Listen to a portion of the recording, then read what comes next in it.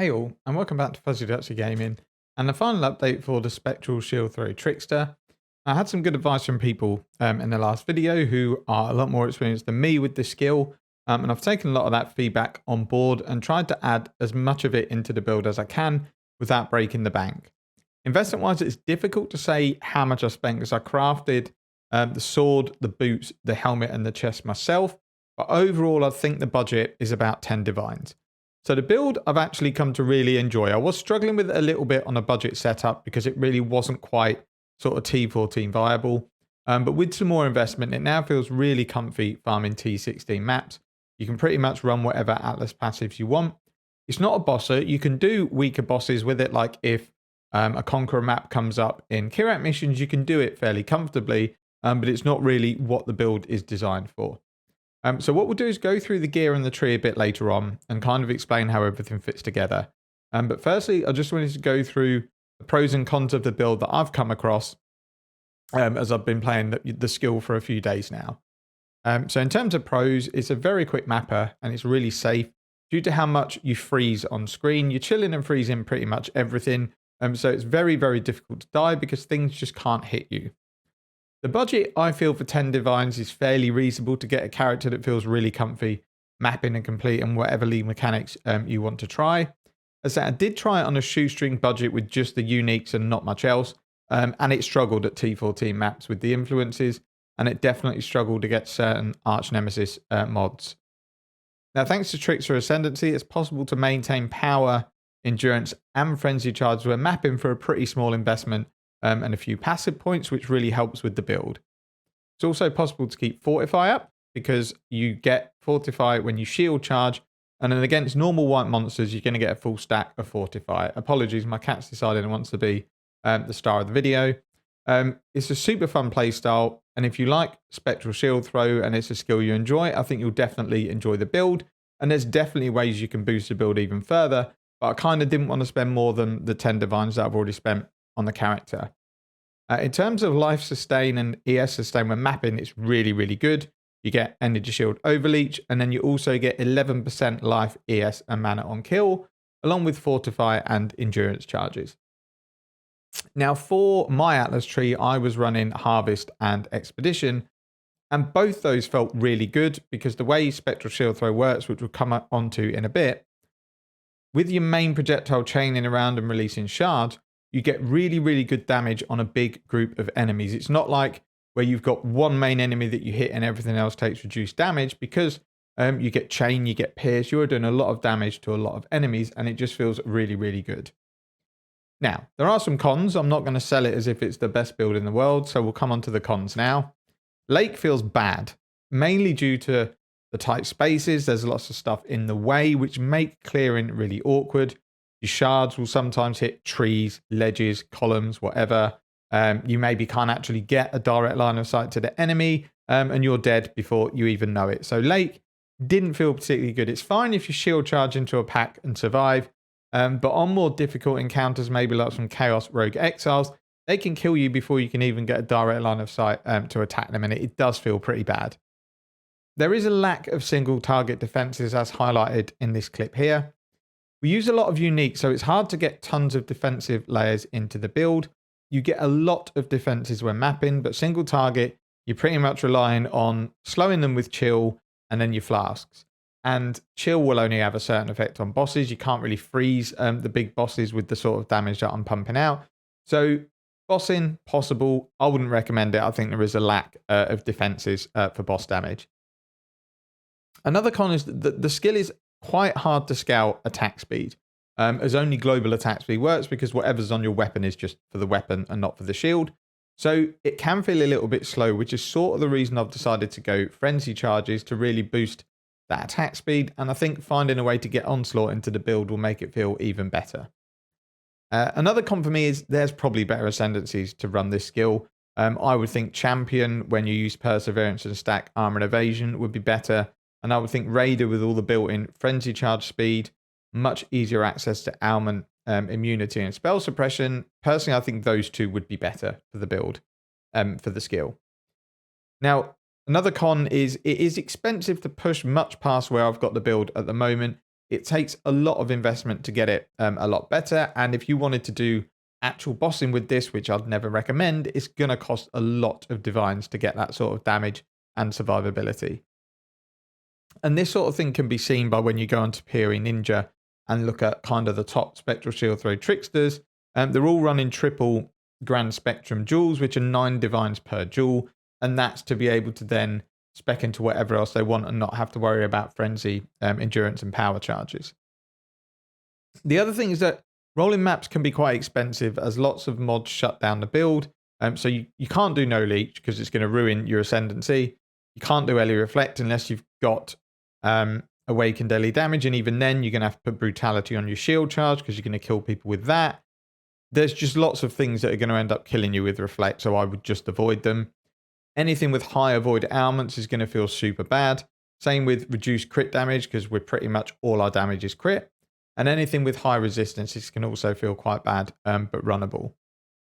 Another thing is that because it's a purely cold build, there's some Arch Nemesis mods on essence monsters and maybe big chunky rares that just feel really bad. A combination that's fairly common is something like Sentinel combined with Frostweaver. Frostweaver's plus 50% cold resistance, Sentinel is 50% block chance. So both of them together, especially when the essence mods combine with that, it can feel pretty bad. And even if you've got, 3 million single target DPS, some of these essence monsters are pretty difficult. In terms of rating the build, I'd probably rate it as a 7.5 out of 10 for a mapping build. I do think it needs a permanent source of onslaught, which is then more expensive. You're going to have to get it as like an implicit on a ring or something like that. I think rage could also really help. So maybe I would re-roll my attack speed implicit that I have on my gloves to have maybe rage every second would help. I just feel it needs speed, this build, and it doesn't quite have it for me with the investment that I've got. However, I have already made the investment back from mapping quickly. Harvest is really comfortable and so is Expedition, and most essences are okay. So just from mapping, I've easily made the investment back that I made on the build. So it was well worthwhile doing. So let's go through the build and how I leveled it, and then we'll go through the gear in the tree. So in terms of leveling, I pretty much took this tree, although it's not going to be optimal for leveling because you don't really have a lot of damage. The only difference I did for leveling is I came out here in the physical damage and chaos damage and then respect here a bit later. Essentially, I just went Spectral Helix, as many leveling uniques as I could get that add flat damage. And I've played that until I've hit level 45. I think you can equip this shield. And then from there, it's ramping. So you get your shield and your Seething Fury Jewel and you are good to go. You're going to demolish everything in the campaign. And honestly, with just this, Yoke of Suffering, some Prim Sorrow gloves, and then the Prismatic Eclipse Sword, you're going to be pushing into early red maps with no more investment. It's really only once you start pushing influence maps that you really need to start looking at investing a bit more gear. So I don't have kind of leveling trees or anything because I haven't done this in a league start environment. I've had currency, so I've bought twink gear. I've had the currency to craft rares whenever I wanted it. And you just fudge your way through with Spectral Helix. Super easy. Stick on a tab, stick on whatever damage links you can, get some mana flasks, and you'll run through Acts 1 to 5 super quick. Then you're going to be at the level where you can equip your uniques, and then you're good to go. You're going to breeze through the rest of the campaign. In terms of bandits, I'm killing all. Illyria's not the worst choice because crit multi is good. Resists are helpful because we use a few uniques. And mana regen's never a bad thing. But I think end game, especially because we make the use of masteries because of polymath, you're probably best off having 2 passive points. Uberlab, I just did on the budget setup. It was super comfy. It was like no issues whatsoever. So it's a breeze to get you 4 ascendancies. And you really don't need to look to invest more until you are pushing into sort of T14 maps. So ascendancy wise, I've gone slightly different than most people on POE Ninja that I can see. And I'll go through the reasons a bit later when we go through the gear. But I've gone polymath. I think that's a no-brainer. I've got 11 masteries, so it's 11% life on kill, 11% energy shield on kill, and 11% mana on kill, and then 33% more damage. It's just a huge node. I've also gone Swift Killer to get a couple of extra frenzy charges, and more importantly, increased charge duration, which I'll go over when we go over the gear and the tree as to why that's important. And then Escape Artist and Soul Drinker. So before we go and look at the gear, I just want to explain how Spectral Shield Throw works in terms of a skill. So we'll just go into Blood Aqueducts to give an example of how the skill works. But we'll bring up the gem and just read the description of the gem first. So it throws a copy of your shield as a projectile which cannot pierce. It deals offhand damage augmented by the defenses of the shield. When it collides with something, it shatters and then shards come out in all directions, hitting enemies. An important thing to note is modifiers that cause additional projectiles don't add more shields, they add more shard. There is no way to get more than one shield thrown out. You can put Fork into the build, which when it first hits will then split your projectile into 2 shields, which I have used in Juice mapping and it works quite well, but Fork is random. It doesn't automatically target an enemy, it just shoots off in a direction and it might just hit nobody. Other important things to note on the skill is it does quite big physical offhand damage just from getting gem levels. So at gem level 20, it's 203 to 304. And it also adds 5 to 7 added physical damage per 15 armor or evasion, which is why we run this shield. The energy shield ties in with a unique jewel that we use, which we'll come on to, and it's got massive armor, 1770 armor this shield's got. So that adds a lot of flat damage to Spectral Shield Throw. And then the other thing to note is it chains 3 times. So you'll throw your shield, it will chain to 3 different enemies, then it explodes, then the shards get released. Things like Pierce and Fork work really well. Pierce doesn't work on the main projectile, but it works on the shards. So if you've got a couple of sources of Pierce, it's really good for clear when you've got big groups of mobs. Fork can also work really well because it gives you an extra projectile, which if they both end up hitting an enemy at the end of their journey, it's double the amount of shards that get released. But it is quite RNG with Fork. In fact, I'll quickly show you it now, what Fork can do. So if we just run through BA. So you do Fork, that one was okay. That one was okay, but every now and again, you'll notice projectiles when maybe the mobs aren't dispersed or aren't tightly packed. You'll see a projectile will fly off in a random direction. Surprise, surprise, it doesn't do it. So that one there, because where there was one enemy, it didn't retarget the next enemy. The projectiles just flew off. Again, with there, they went there, and then that's it. That's the end. So you miss out on your chain. So Fork can work in super juice maps, but it is RNG as to how it performs. Basically, once it's forked, it has to hit another enemy. Otherwise, you're not going to get your chain there. It split, went left and right. No good. So Fork, I have been using, but I've recently dropped it just to add another damage gem in. And then I've just got 1 Pierce. I would like 1 more Pierce, but I don't have it. But that's kind of just to go through the interactions with the skill.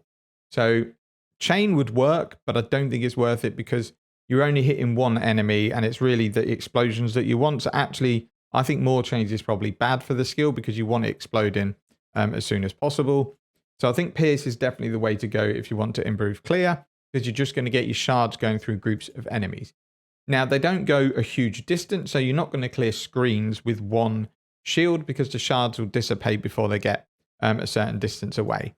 But overall, that's the best way I've found to improve clear. You could put something like Herald of Ice in to get some explosions to try and increase clear a little bit. But the build's already really tight with mana on the skills, which we'll go through in a bit. In fact, we'll go through the skill gems now, then I'll go through the gear and the tree, and then we'll close out the video. So in terms of auras, we're running Hatred, Grace, and Precision. I have 7% mana reservation on my helmet, which means I don't need the Precision Mastery. I can run the Dex accuracy bonus because without it, I'm actually only at about 95% chance to hit. So the main skills I'm running in terms of the supports of Spectral Shield Throw are Inspiration, Energy Leech, LE Damage with Attacks, Cold Pen, and Vicious Projectiles. There's other gems that work well in here as well. You could run something like increased crit damage, increased crit strike chance if you don't have anywhere near 100%. But this combination in POB was the best DPS output for me. Up here, we've got Life Tap Mark on hit, Sniper's Mark. I'd 100% run in Sniper's Mark. It's just such a powerful mark in terms of enemies taking increased damage. And it also causes your main shield to split. So if you do get a rare monster in the middle of a pack, you can obliterate a whole pack because your Sniper's Mark is going to be on that rare enemy. 4 shields then come out of that enemy and will just kill everything around it. And then I've just got an Ancestral Protector in the helmet as well, just to add single target attack speed. We've got a Vortex and a Bone Chill here just to increase the cold damage we do. And that's on move only.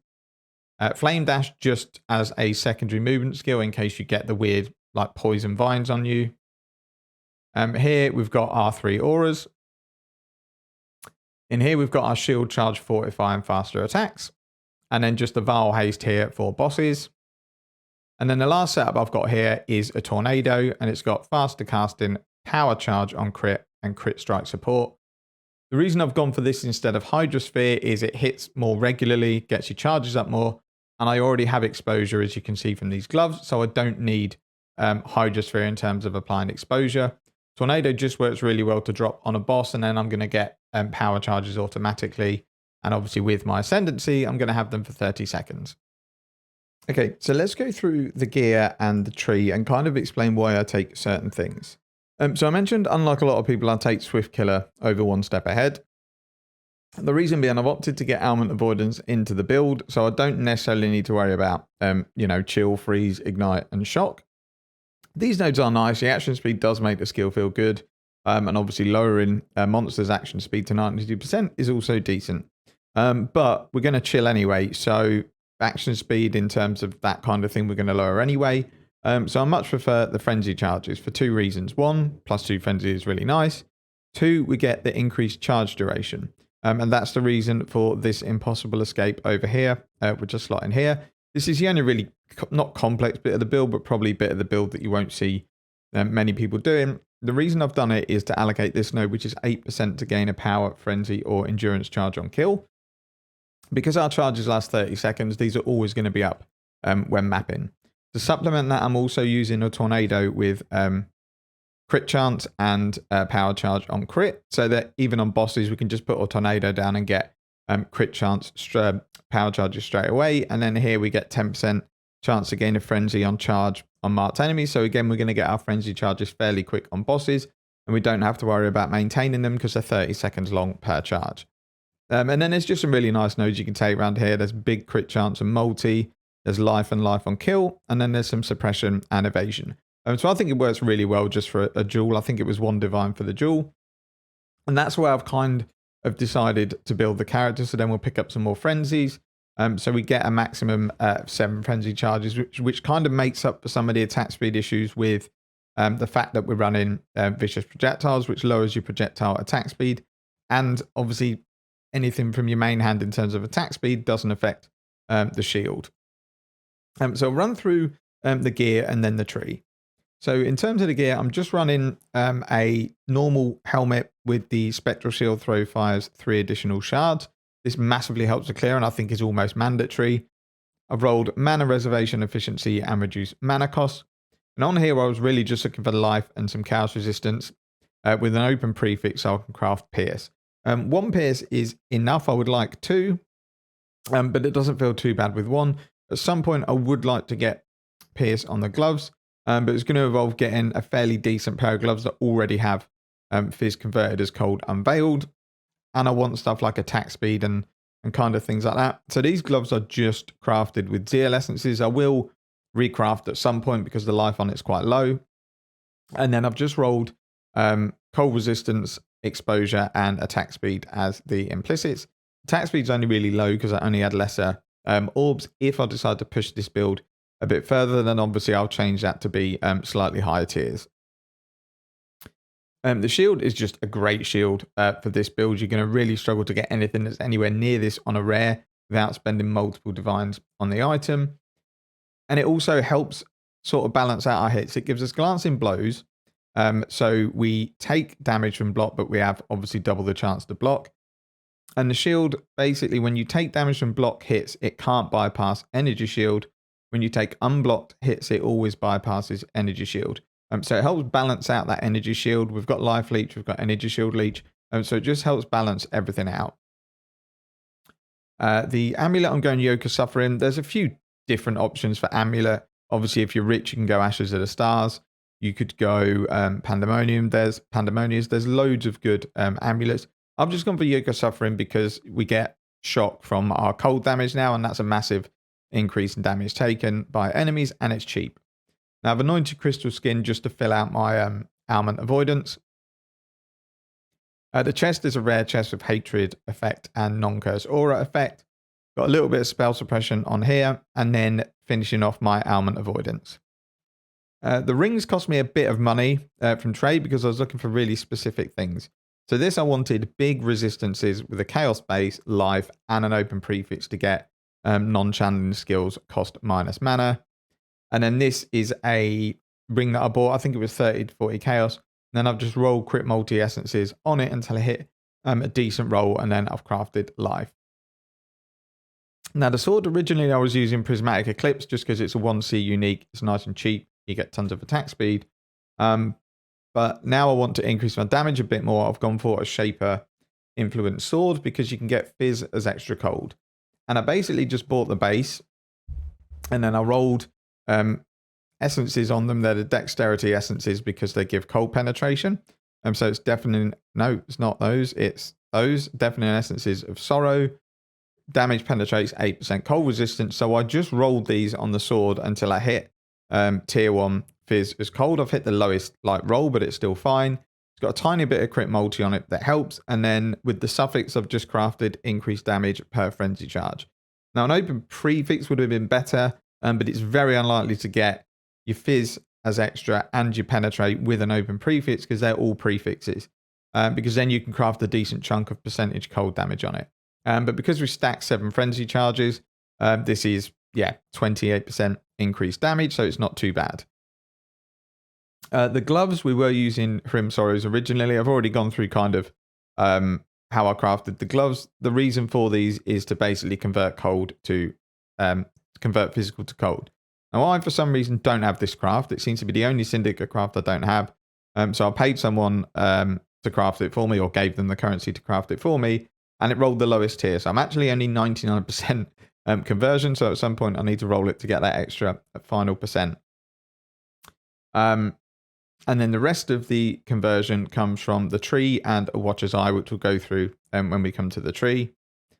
The boots I've crafted myself. I bought a fractured movement speed pair of boots and then spammed Essences of Loathing on it for the ailment immunity until I got something that's half decent that I could craft life on. We've got the implicit for elemental ailments just to finish off capping that. And then I've just rolled movement speed on it. And then the belt, I think it was 100C. I just wanted something with big life, big resistances, and T1 LE damage to attacks. And that sort of rounds out the gear. Flasks, I'm going Diamond, Jade, Taste of Hate just because it's really good defensively, and we get 14% Fizz as extra cold, which is massive. And Quicksilver Flask because without it, the build just feels a little bit slow. And then just a Divine Life Flask. So we'll nip over to the tree. There's not really much to go through. We're basically taking masteries where we can because of polymath. So I think I've got 11 masteries that I take on the tree. We've got 40% Fizz converted to cold here. So that along with the gloves goes up to 60%. And then I've got a Watcher's Eye slotted here, which has 39%. So at 99% physical damage converted to cold. Then once I recraft the gloves, once I get the craft, then it's 100%. And then really the only other notables there is Ghost Dance here, because we got quite big evasion on the build. So Ghost Shrouds help a lot. We got Frenzy Charges here for bosses. And there's not really much else to point out in the tree. It's all in the POB, but it's fairly straightforward. The only other mastery I've taken is 30% of chaos damage taken. Doesn't bypass energy shield. So again, it just sort of evens out the damage between life and energy shield because we don't want all of the chaos damage bypassing energy shield because it puts our life in a lot of danger, especially because at the moment I am minus 11 chaos resistance. If I can get sort of 3 more points into the build, I'll go here and then that will smooth it out even more. And then we've just got this impossible escape here that I've already gone through with these nodes. Now this isn't necessarily the way I'm saying you want to build the character. No one else I've seen does this kind of thing. The only reason I've done it is if you go on POE Ninja and look at kind of the big boys who are doing Spectral Shield Throw, to get around Endurance, Frenzy, and Power charges, they're using Grand Spectrum. So one with Endurance, one with Frenzy, one with Power. And last time I checked, there were 9 Divines per duel, and I've built this whole character for around 10. I didn't want to spend that much just to get all those charges in. So that's kind of the way I've dealt with it. you give up a few passive points, but I think it's worth it for the cost of, saving 27 divines. And that's it really. It's been a really fun journey. I think the skill and the build works really well for what it's intended to be, which is a mapper. Do I think it's better than a 10 divine lightning strike character? Nope. I think lightning strike is quicker, does more DPS. But Nightblade is quite broken, and at some point it's definitely gonna hit the nerf hammer. But it is a good fun skill. Wanted to try Trickster. It works, but I do think it's probably better on a raider or maybe a champion with the perseverance belt, scaling up evasion and armor. But this works, and when mapping it feels safe because you're freezing and chilling everything. Boss damage, as shown in the Redeemer clip earlier, can be a bit spicy. Like, that was a +2 projectile map, so she was hitting a lot of damage in one hit, but it's a skill, again, where you have to really stand there to do damage, so you are at risk of dying. But for map bosses, I haven't found it an issue at all, because you're going to freeze nearly every map boss, other than some that are they can be frozen, but they don't get affected by freeze. They can be a little bit tricky, but there's not many of those bosses. And on things like Guardians, it's fine. Conquerors, as I say, are a little bit more difficult, but still doable. But this was designed purely as a mapper. So I'm not interested in how well it performs against these bosses, because it's never really going to touch them. Any Guardians and Shaper maps I get, I'm selling. The only reason I want it to be able to do them is if they come up in Kirak missions, for example. I want to be able to do that mission and sell the fragment. I don't think there's much more to go through. We'll just touch on Pantheons, and I haven't really started completing them yet, but I would take Lunaris for the extra fizz reduction and movement speed when mapping. That's really the only bit I wanted to get. The rest are helpful, but I'll get those as and when. And then, as usual, I'm running Burning Ground because I'm doing Exarch influence maps, and without it, Burning Ground just shreds through your energy shield and shreds through your life. And then, yeah, the last thing to touch on is the defenses, because it is very hard to get fizz mitigation into the build in terms of a decent amount. And I dropped the armor flask to run Taste of Hate. Pretty much the only armor we get comes from my shield, and I've got some on my helmet. So yeah, our armor is not the best. I would love to get some fizz taken as elemental, but because I want to go ailment immune, my prefix is taken up here, and I need pierce on here, so the prefix is taken up there. We do get fizz taken as with the flask, we get 11%. So there is some mitigation. And as I say, when you are mapping, you're going to have Fortify up a lot of the time, because all you need to do is shield charge into a normal monster, and you'll get Fortify for 5 or 6 seconds.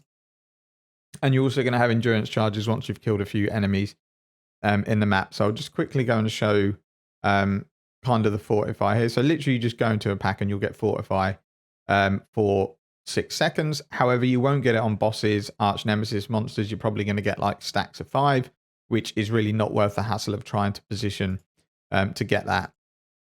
So as I say, mapping defenses are fine. I'm very rarely dying, but it really doesn't have the defenses to stack up to go and do bossing where you have to stand still for a long period of time. I think that's it for this sort of build showcase overview guide, whatever you want to call it. The full POB will be in the description. Feel free to leave any comments if you've got any ideas to improve the build that isn't going to cost me like a small fortune. I'll be really interested to hear it. So I'm probably going to carry on with this character until I get back from holiday in a week and a half. So I'm happy to hear any ideas people have got to make the build a bit stronger. Other than that, thank you very much for watching. Take care and see you next time.